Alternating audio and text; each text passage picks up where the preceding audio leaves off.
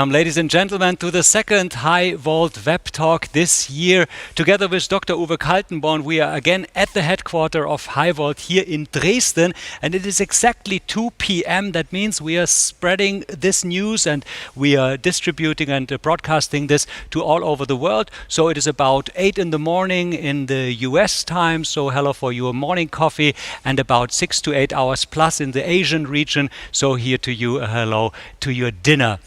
Uwe, nice that we meet again on a Wednesday in Dresden. Nice excellent. weather. And what I like most today is that we have the camera directly in front of us and why? no longer profiles. So You mean because last week I saw my profile, and in the end I decided to go back to LA. You remember we talked about LA and traveling to LA, and I brought some slides from that, and maybe Uwe's trip to LA. See that this time by road bike, so to improve a little bit the profile. And as you can see, Ligau Augustusbad, close by Dresden. And I took the tour a little bit longer and have brought a quiz for you. Okay, which of the photo is showing a brewery? Okay, I see. A or B? All right, I go just out of my stomach for B as brewery. The Semper Opera. Right. B, brewery, is definitely wrong. So you are definitely a victim of professional advertisement. So B was the opera house and A was the brewery. Great. This was the quiz at the beginning. Of course, you can open your first beer right now. One thing is we stay, of course, in the interactive dialogue with our audience. Right. And there I would like to remind that we have introduced last time Slido as our new tool to take up questions from the audience, in addition to the chat, which we still continue to have within YouTube. Nevertheless, you can ask directly also your questions via Slido. And here I have the slide where you can see how to access this, www.sli.do, and then #webtalk. Or you can also take a photo of the QR code there, and then you will directly linked to our Slido page, landing page, and then I will see immediately the questions which are coming up there, and then I can also direct it directly to our colleagues here. And we invite you to do this, so please just check in right now at Slido. Uwe, the subject of today's web talk is distribution transformers. Do you see it more as an old stuff, or are they really an innovation driver? Yeah, so when you look for distribution transformers, so then the appearance of distribution transformers are still the same. So you can talk about dominant design in the academic world. Nevertheless, we have seen a tremendous change in the role of the distribution transformer in the grid. And this is dedicated to what we are calling in Germany Energiewende.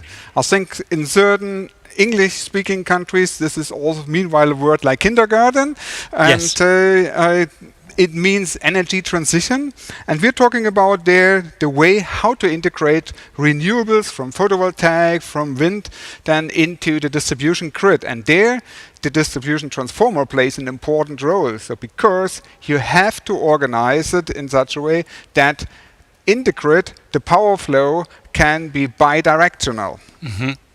Bring it bottom up, bottom down. What about the design and the manufacturing of distribution transformers? Yeah, beside the innovation to have a regulated distribution transformer, where you can do this bidirectional power flow, there we have also seen a lot of improvements along the value chain in terms of manufacturing.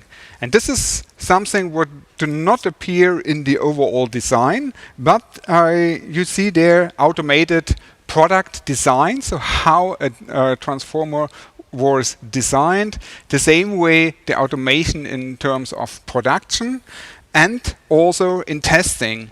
And the most important thing there is the data integration along the complete value chain.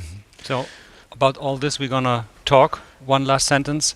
Right. And not to forget, we also want to talk about the green transformer and what enables a green transformer. A green transformer, the important thing is the reduction of power losses, plus also environmentally friendly. So there we have seen new materials for the cores, like amorphous steel. We have seen there also upcoming high temperature insulating materials and biodegradable insulating fluids, like ester-based transformer oils. And we're going to speak with all our experts right now. In a second, I explain you who you talk to. But now, first of all, we are again in the headquarters of HIGHVOLT, but in another location. Uwe, where are we right now? While I do my walk to go to my seat. Yeah, it's like my distance to the fridge at home. So oh, really? Yeah, it's far.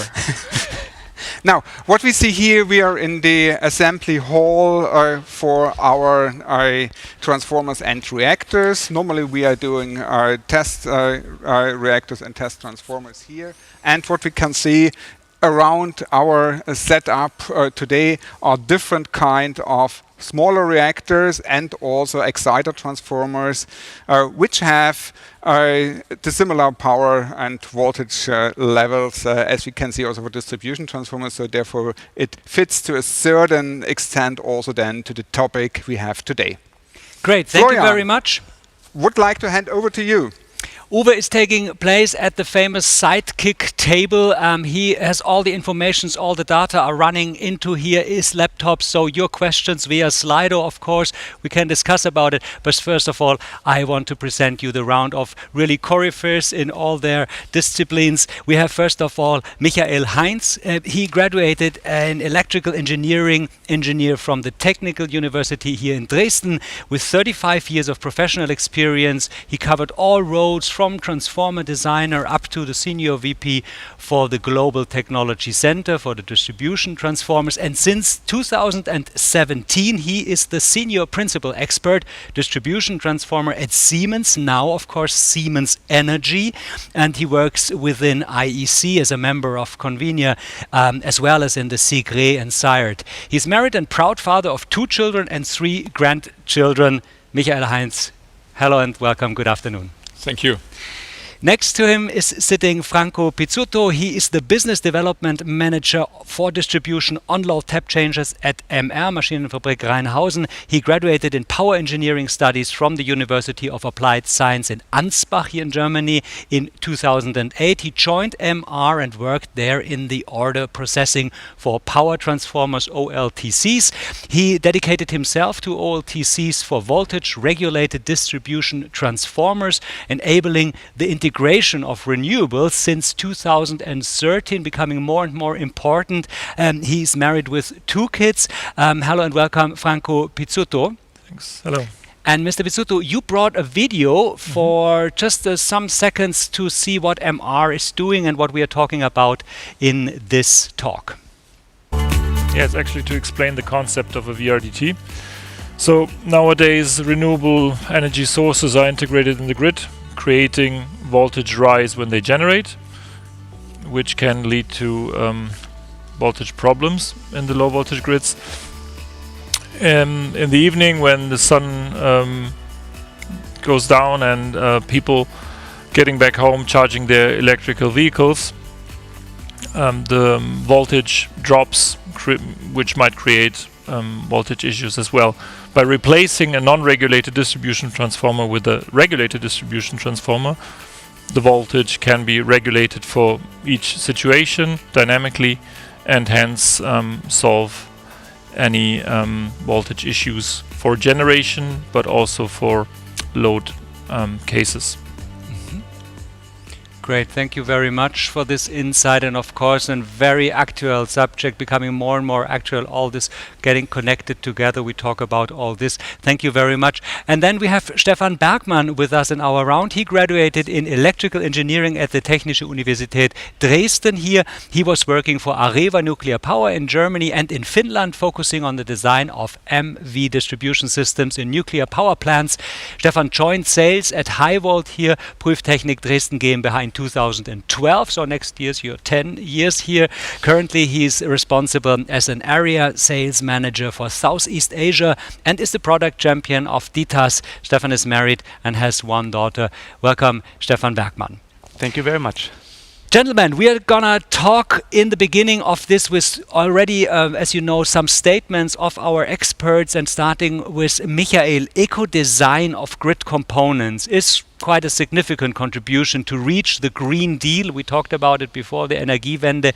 Even an high efficient transformer accumulate over the lifetime a significant amount of losses, of course. With the Eco-Design Directive, we pushing the limits of transformer efficiency to a new level. That is your statement, Michael. I am surprised by your enthusiasm about an European, I can imagine that it's quite difficult, 27 countries, European legal directive. I would have expected much more reluctance from an industry leader. What are the positive aspects for you? In the beginning, you was completely right. It's always not so nice to have a European regulation. We have some disappointing facts, but frankly speaking, all these regulations around eco-design, it's energy-relating products. So transformer was not the beginning. The beginning, maybe you remember all, was private lightning bulbs. They was forbidden. Right. It is now the standby mode of your new TV. It is the glass, energy efficient glass of your fridge at home. So after studying and coming into the process, that is in a real fact, a real possibility to make a contribution to eco-design, to our green world. Because for theory, also politicians in Brussels speak about millions of tons of CO2. What is a ton of CO2? You could not touch it, you could not smell it. What is? But to break it down to a real product, a real transformer, and bring it into shape, it shows that we could deliver with a transformer, and we live in a more or less full electrical world. In the future, we have also electrical cars.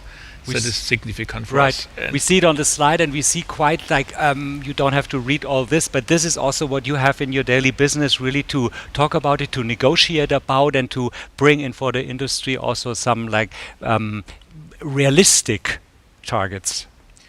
From technical point of view, from engineering point of view, everything was possible still in the past. But now we have in the standards the political willingness to go for it.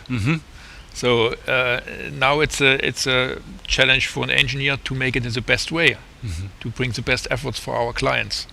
But it's not longer wishful thinking, and we could do it from engineering point, and we also, this was the message between tier 1 and tier 2 of this regulation, that industry was able to deliver. Successful story, the raw material about cores, and we come later to this. Exactly, was able to deliver, so it was a success story up to now. Thank you for this first statement and the first insight.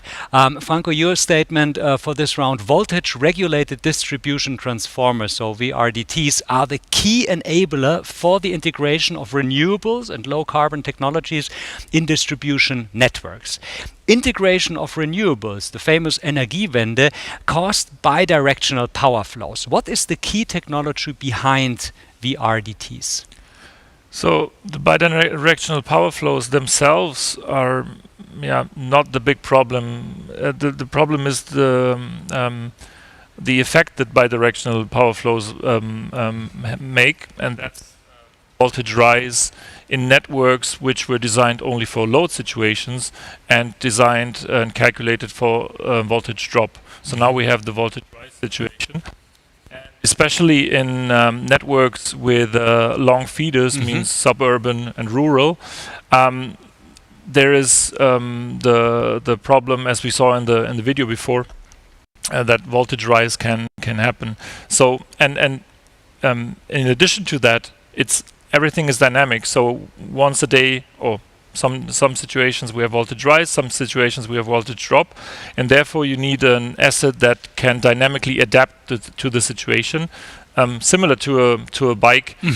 So the old transformers were like which are now modern bikes, fixies without single speed bikes. Without changing the gear, so it means having always the same ratio. But if you need to adapt to the changing situation, if you go up and down a hill with the bike, you're happy if you can change the ratio of your bike. So that's what the VRDT does. And the effect in the network is, you can see in the lower graph the generation. Each day you have this this drop, which means generation and backfeeding of energy in the network. And in the top graph you see the voltage that is maintained around a narrow bandwidth, which is enabled by the voltage regulated distribution transformer in order to avoid voltage problems that can occur from dynamic situations like high amount of generation. And the technology behind that is an on-load tap changer, especially designed for distribution transformers. So on-load tap changers have been used for decades now in power transformers, and we designed an on-load tap changer especially for distribution transformers in order to meet the requirements that are specific of distribution transformers. So really always be very close to the market, react very flexible. Thank you for your first statement. Stefan, coming to you, testing of distribution transformers is quite a complex process, as you can see here at HIGHVOLT. The need for the accurate measurements of losses and the integration of standardized and customized tests into highly automated production workflows generates high demands on test systems. That's your daily work here. The question is, highly automated production and highly automated testing. Can you explain how that works?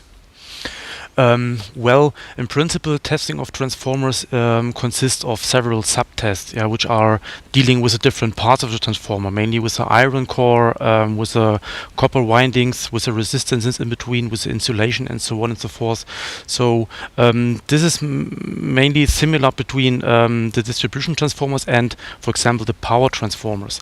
And we have a video for this that you can explain. We show it while you talk. You just can continue. So, and now when talking about distribution transformers, we're talking about more or less off-the-shelf products which are produced in high masses. And this affects the testing also. That means producing high numbers of transformers, high number of units, means the test time needs to be limited. There is not so much testing time, and here we can see a solution for that. So basically this platform is our automation solution. The main component here is the switching facility, which practically does the switching between the between the different subtests in a transformer test. So the operator just has to start a test, then it runs. And after completing a complete one test, the switching over from high voltage winding to low voltage winding, for example, is done completely automatically.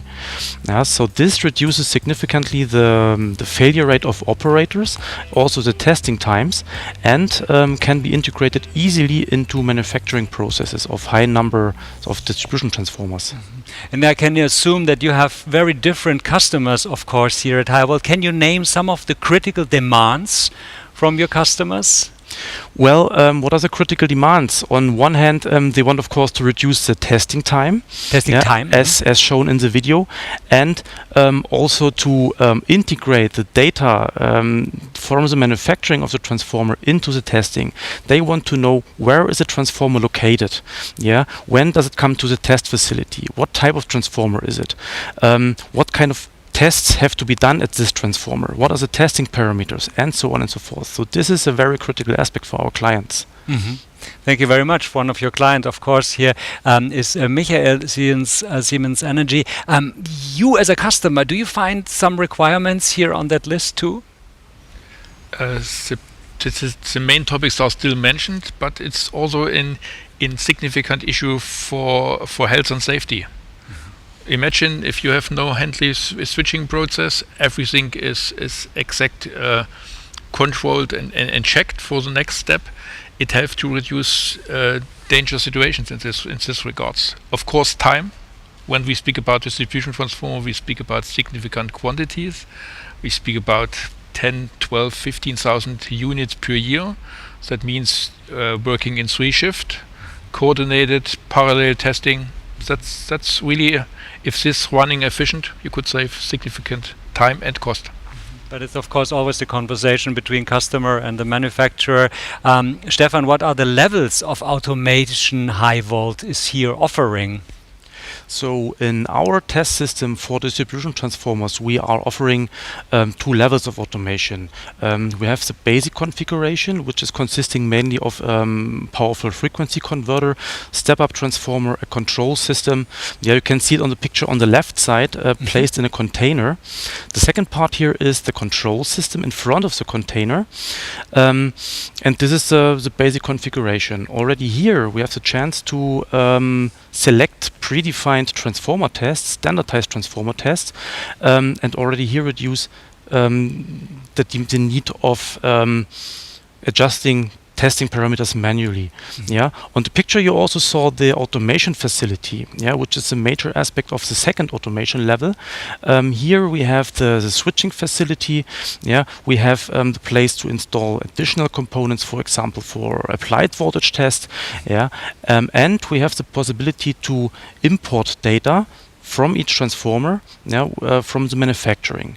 Also with the second automation level, we are able to generate test protocols automatically, fed by the data from the transformer itself, and assign it to each transformer that is tested. And as you could see on the picture also, this automation facility perfectly matches into industrial environments. Great. And your colleague Uwe Kaltenborn, as the Business Development Director here at HIGHVOLT, also wants to adjust something to your statement. Yeah, so maybe also, Michael, you can remember the discussion we had on CIRAD in 2019 in Madrid. There was, may I can get my slide shown? That would be great. There we had a discussion about data integration level. So, and what we can see is what, let's call it Industry 3.0, where you have data silos. You have production design in an own environment, production data, test data, completely separated. Maybe you bring together in your enterprise resource planning to production data and product documentation. And what the future shows, and there details is also one enabler, is that we have to go for statistic process control of the manufacturing process, and in the test at the end of the manufacturing we can then also see then the feedback to the production steps up to the product design even, so that you can then also improve your product design based on the test data. And DTAS is also there a major cornerstone to enable this data integration. Great, thank you very much. We are jumping again to Michael here, coming back to eco-design. The eco-design and the distribution transformers. What does it mean technically? Could you give us an insight? Like Uwe mentioned in his intro, it's a very old technology. The patent for a 3-phase transformer is from 1889. So more than 130 years, and the physics are generally the same. So the development comes with the material, the low load loss and no load losses, of course, with the core material. There was great developments in this regards. As a special application, you could also deal with amorphous cores, a complete new technology. And on the other side, you have a wide range of really good materials, high developed materials. From tri-type transformer, you go from a classical tri-type VPI transformer to cast resin transformer. So it was a long and continuous way for improvement. And now with the eco-design, we have clear regulations where's the way going on. So that means opportunity to develop technologies, to make deals with our suppliers for the next generation of material. So it was a way of daily, weekly, yearly improvement, small steps to becoming better and better. Could you compare to the car industry, where the designers always want something else than the engineers can deliver, or is it in this special industry easier for the engineers to succeed? It's not really comparable with car industry, because in distribution transformer has to work 40 up to 50 years. Okay. A nice shape, a nice screw, a nice application who work only 10 to 12 years is not fit for our purpose. You see very traditional old stuff here. Yeah. But you could a little bit compare it. We saw the picture with the drive of a bicycle. You could imagine a bicycle nowadays you build not with steel tubes, you build with aluminium, you have even casted forms, you have next generation of gears, of brakes. So in this carbon, direction yes. is good, yes. Right. I think we have a first question for you, Uwe. Is it for This is Michael? what we got on Slido already. So we have several more questions, but to have it readable here, I thought then a little bit. So, and I think that exactly fits to the question before. What are the challenges to test high volume products like distribution transformers? So I think Michael, you already started to answer that. So maybe also Stefan can add something there. Yeah, so the major challenges are to test different transformer types within a short time, and also with a remarkable accuracy in the power measurements, for example. Yeah, so these are the major challenges. Yeah, the output in the facility is very high. Yeah, so the testing time needs to be squeezed, needs to be limited, needs to be shortened as much as possible. Okay, thank you very much. Jumping to Franco from MR. What is the role of the on-load tap changer in an energy efficient transformer? Still voltage regulation, changing the ratio, because that's what the job is, and that should be the only experience for the end customer. So no maintenance, no losses, so no additional losses. And basically to give the end customer the same experience as a non-regulated distribution transformer is used to, only with the effect of the voltage regulation. And speaking of losses, I have brought a slide. Yes, we bring it in. Yeah, and there we see the comparison.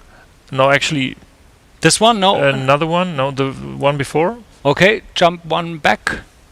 We do this all live, and we're gonna find the right. So here we can see the product development steps within MR in the on-load tap changer for distribution transformers. Quite over the last 12 years. Started with pilot projects, and our first industrial product, Gridcon iTap, was a on-load tap changer based on the reactor type principle that I will explain. I meant before, and in 2016 we introduced EcoTap VPD.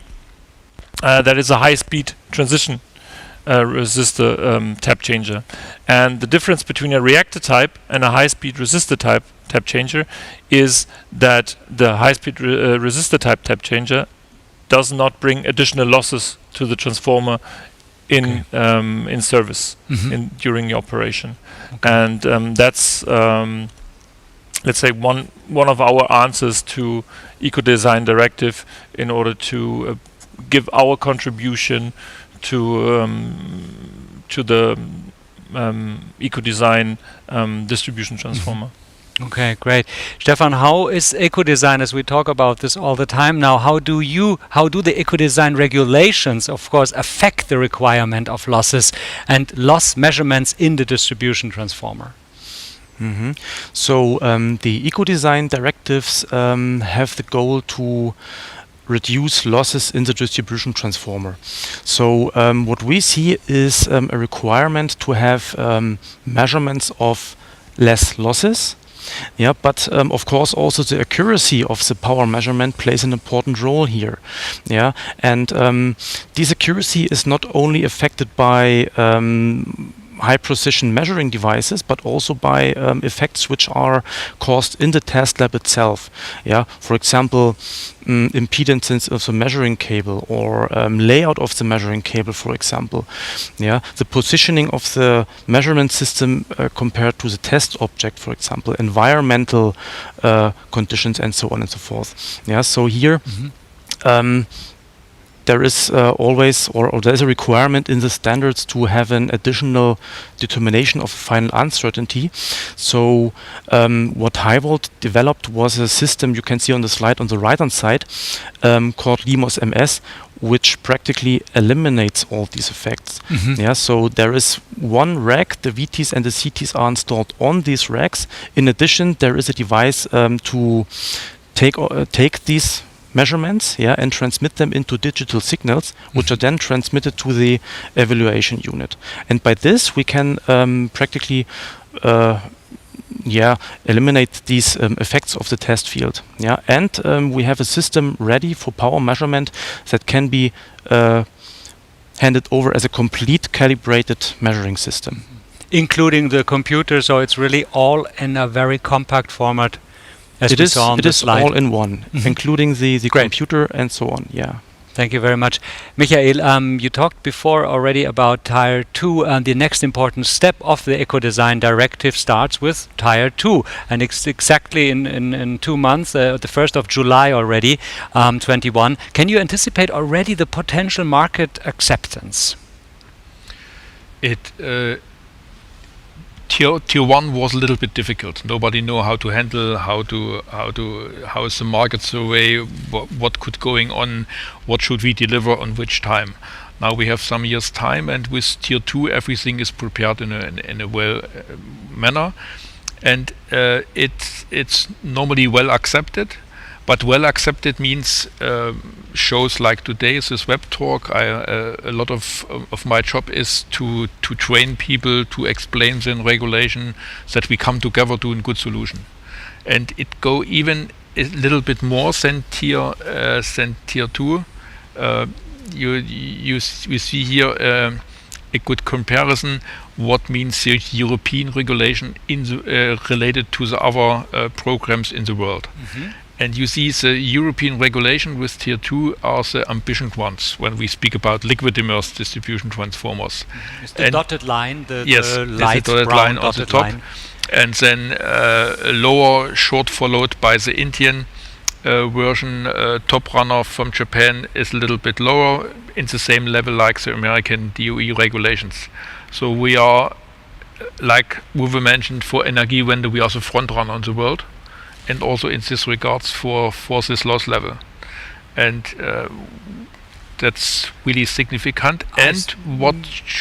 Pardon, yeah, nearly to the 99, over 99%. This was that's for an engineer a little bit unlogical, because we have still 99% with our photovoltaic cells. We speak about 29 to 30%. Oh yeah, and okay. Benchmark could be 40, 41, and here we speak about parts, not about percent, about promille, about something like that. But we have thousands in Europe. We have around about 650,000 distribution transformer working. So it makes sense. Interesting. And we have quite a lot of audience here outside connecting to us via Slido. Uwe is collecting these questions, and Uwe, I can say we are halfway through our talk, and we have the first questions here on Slido.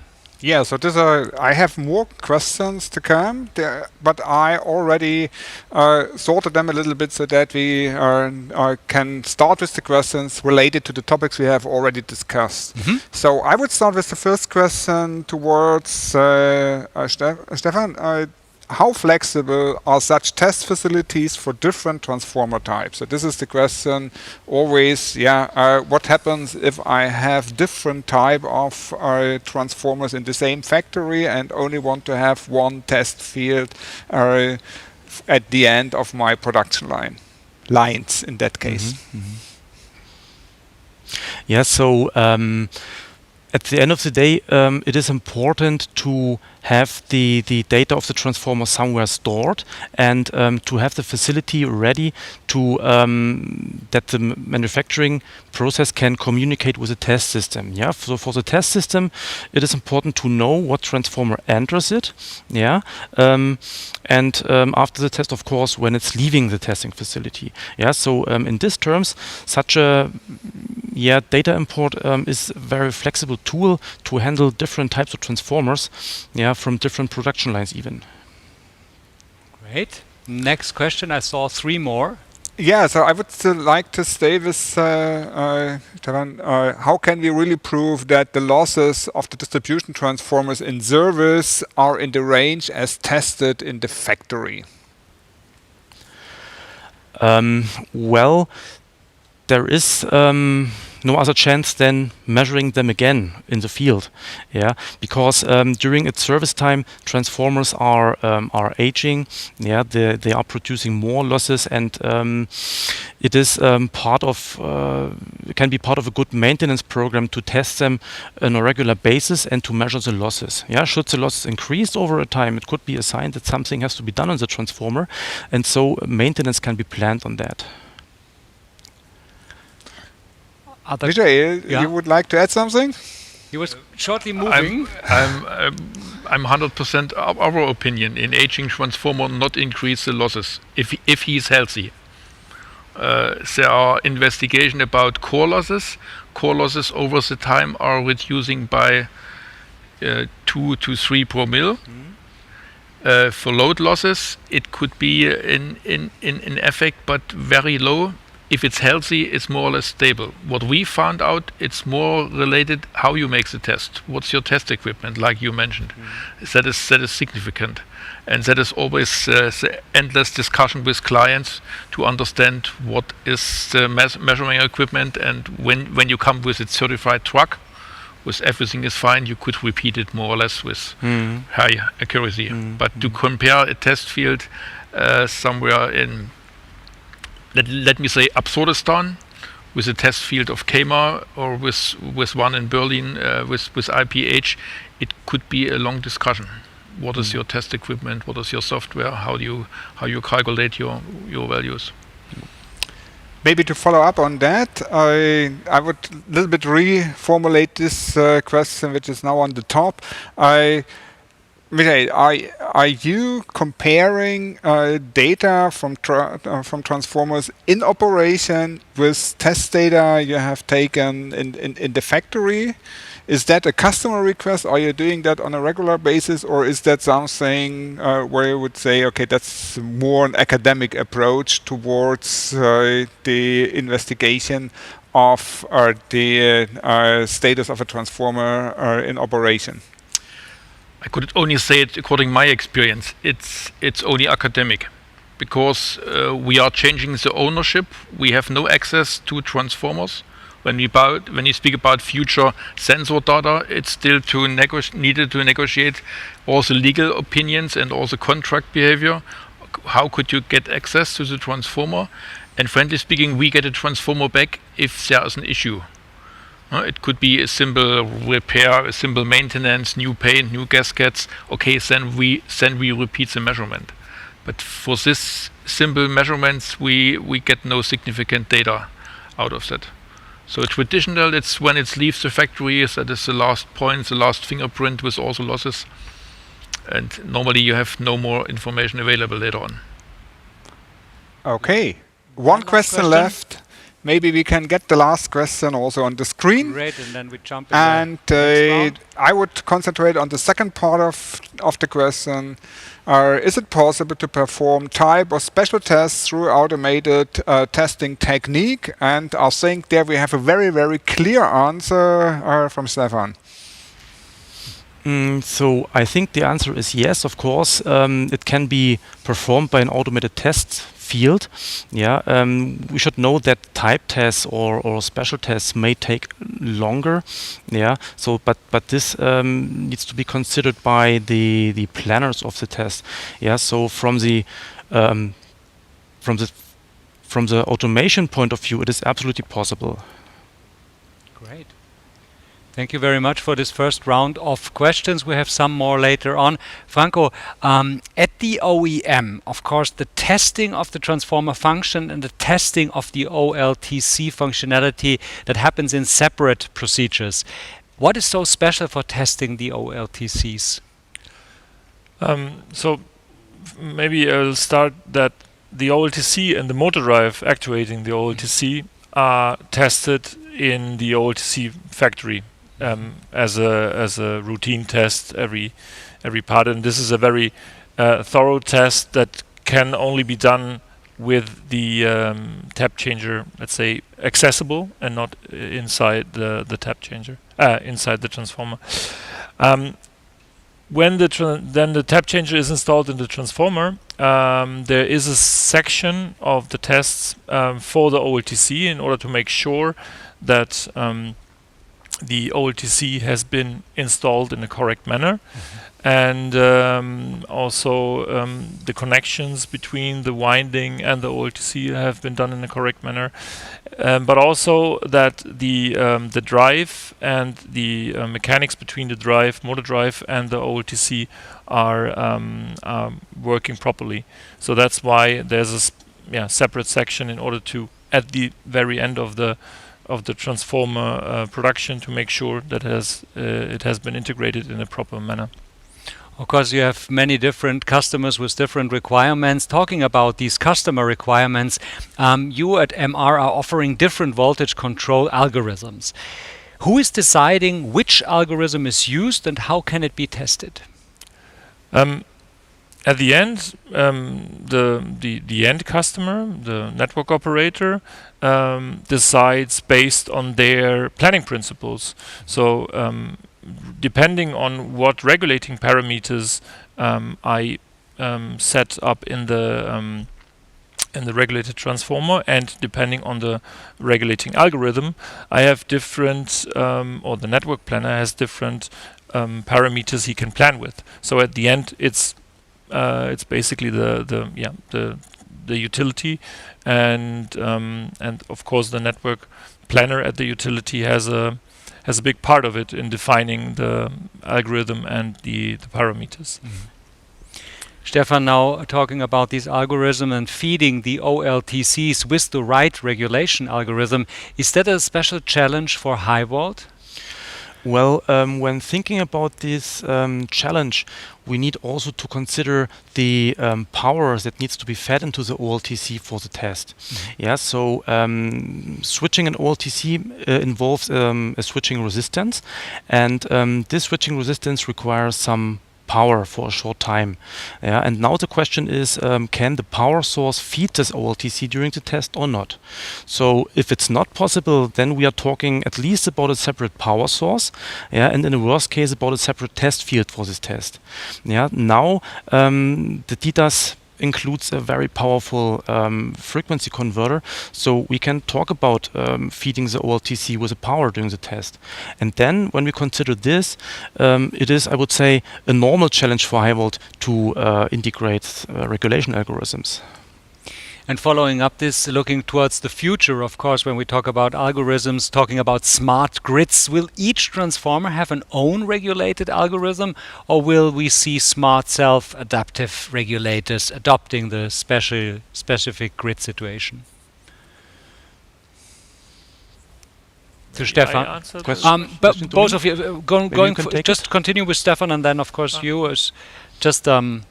Do we see these different forms of algorithms? I think it was first Franco, and then I would like to make an add-on to that. So great, don't we do. Stefan with that. So we do shortly, Stefan. No, starting Franco. So from the discussion with the customer, utilities tend to have certain standards. So I would say, and nowadays, a utility has a certain set of parameters, certainly the same type of algorithm, utility-wide, the same type of algorithm, and the same set of parameters in order to have always the same type of asset in front in front of them. So therefore, I would guess that if we're talking about future development, I would still guess that it would be the same algorithm in each substation, but it might be algorithms that are more adaptive and adapt to the situation. But the basic parameters I would expect to be the same all over the utility. Great. We just didn't mention that you can also get us over the phone, but better take Slido. Thank you very much. Uwe.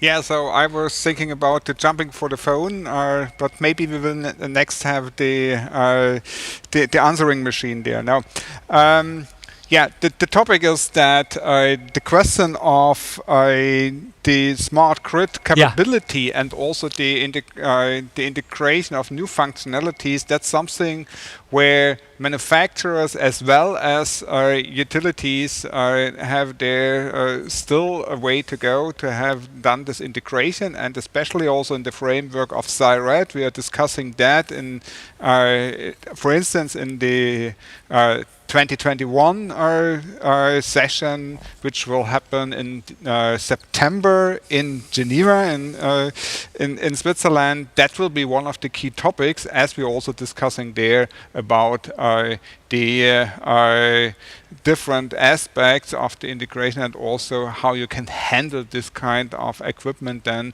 also under operational questions. And that's also important, because putting in new technologies into the grid has always also to do to integrate that into the processes of the operators.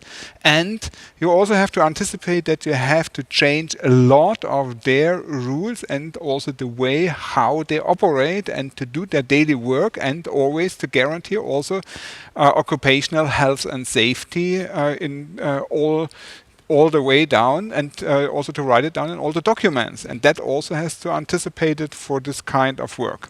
And before we get into our final statement round, I saw 2 or 3 more questions coming in, not via the phone, but by Slido. Perhaps we can take them and ask them to our experts. Yeah, so there's also certain ranking there. Let's start with the first one. This one I would like to address to Stefan. Are PD measurements and impulse voltage test circuit required by the distribution network operators? So that means, is there a requirement? Maybe also Michael can answer that.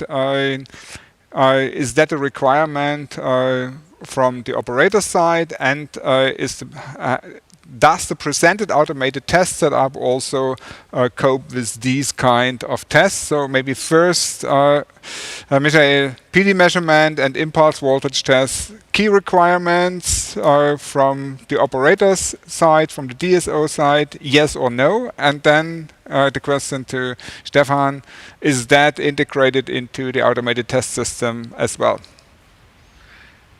Clear answer. Impulse is still a special test. It's still only to find a solution or to test the designs themselves. But PD measurement is, for all what we know, for offshore application, for tri-drive transformer, it's becoming more and more essential as a standard. I see a strict trend in this direction. It's not 100% for sure now. For tri-type, it's 100%, and for our special application renewables, it's coming up. So PD measurement is the key for the future, to see what is the quality of the transformer. Stefan. So I can agree with Michael. So PD measurement for dry type transformer is a standard test, and of course can be integrated in the automated test system. Yeah, for oil field transformers, we get more and more questions how to handle this during the test, and the impulse testing. This is a separate. This is separate testing, a separate voltage, which needs a separate test system. Yeah, but of course, in terms of automated test system, yeah, these testing data can be also integrated in a common database, yeah, and evaluated later on.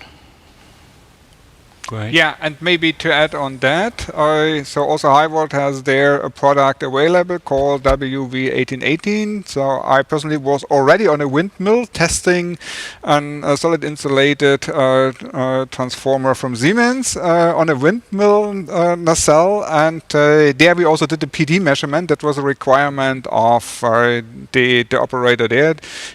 What we can say, the transformer was healthy. Some other components in the tower there was not that healthy. So we also see there a big potential and also request to do then on-site measurements as well.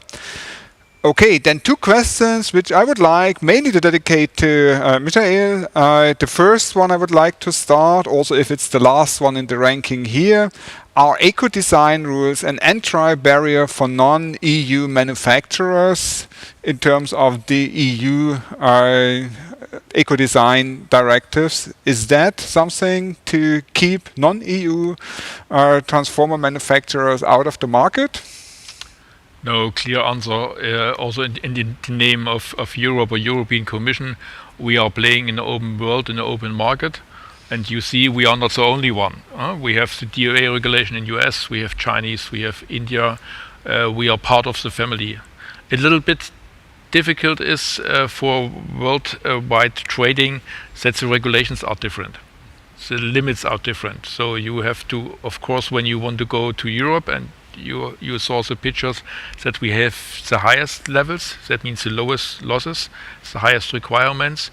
Maybe you have to make your product fit for that. So it's not easy to transfer a product who is not for this market, but it's not made in the sense of a barrier. It's clear, only one step forward in the way of the CO2 savings. That means all things started with Kyoto Protocol and coming up now to Paris Agreement, and Europe has the target to be a front runner at this. And because of this front running, we have the highest regulation. That means lowest losses. Yeah. Okay. So the last question, also mainly directed to you, Michael, as I know that you are playing an important role also in the interaction on the international standardization or the European standardization in the frame of Senelec, also T&D Europe you are active. So what is the role of the eco-design directive in the overall framework of other regulations in Europe? So Europe is famous for regulating each and everything, but nevertheless I think there is also an upside, a positive upside then for such kind of directives as well. Like I mentioned in the beginning, eco-design for transformers, it was position 19 of all energy-related products. We're starting with public lighting and all this stuff. Then this energy-related product complex is part of the complete eco-design or eco-design frames. That means the future going a little bit more than besides the energy. There's an approach about the so-called circular economy. Starting from the product, blending a product in the right manner, not only losses, also from the safety of the product, safety of materials. So it going complete in this direction. So for the next generation and also for the review of this now existing regulation is clear mentioned that we should look also in the direction of safety of products, recycling, and also this issue to come to a really circular economy.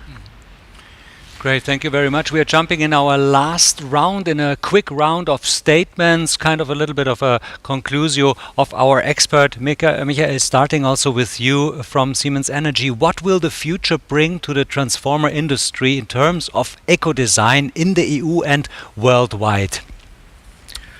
Let's jump back to a former question of you.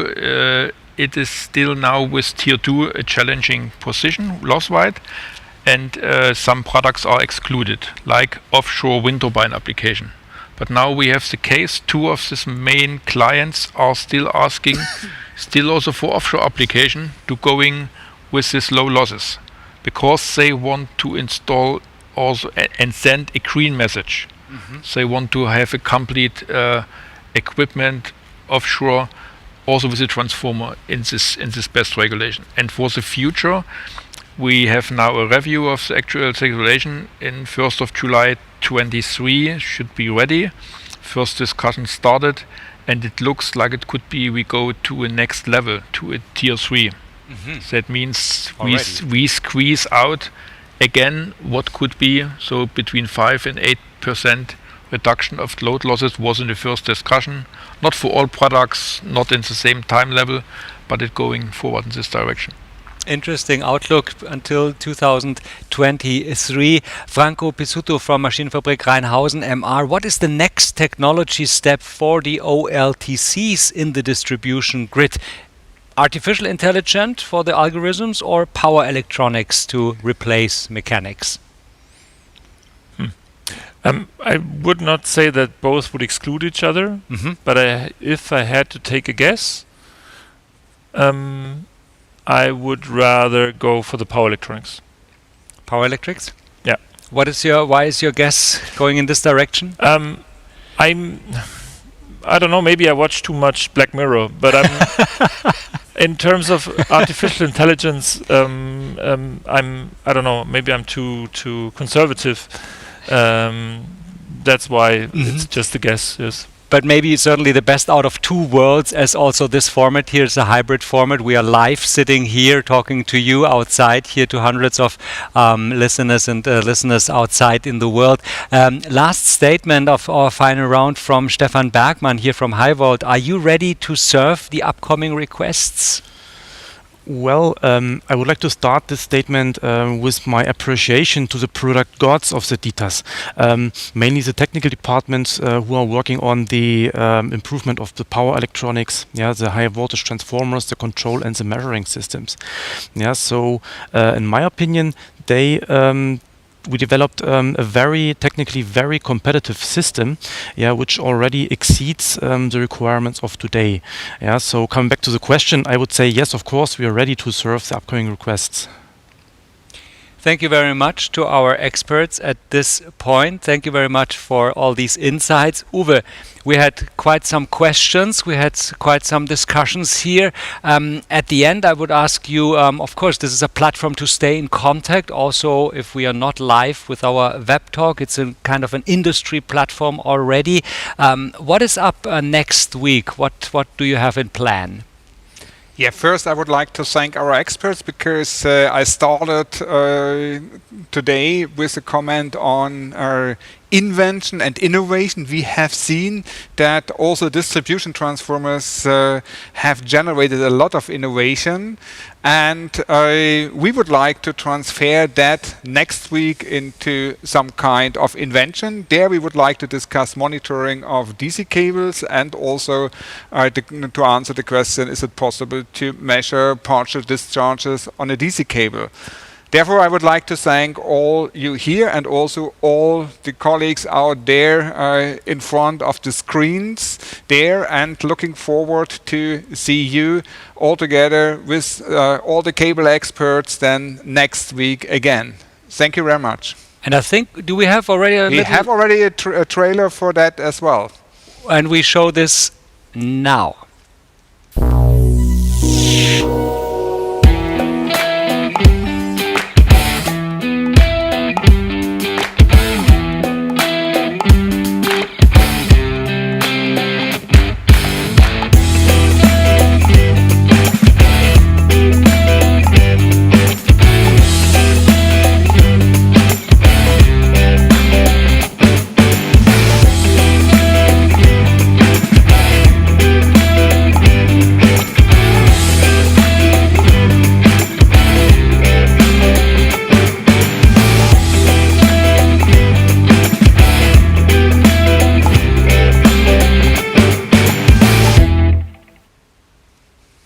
So we are looking forward to you next week on Wednesday at 2 p.m. on the 5th of May in this round. Dr. Uwe Kaltenborn is again with you. You are all in front of the screen next week and gonna listen to us, bring in your questions. Thank you very much, and we say goodbye from Dresden.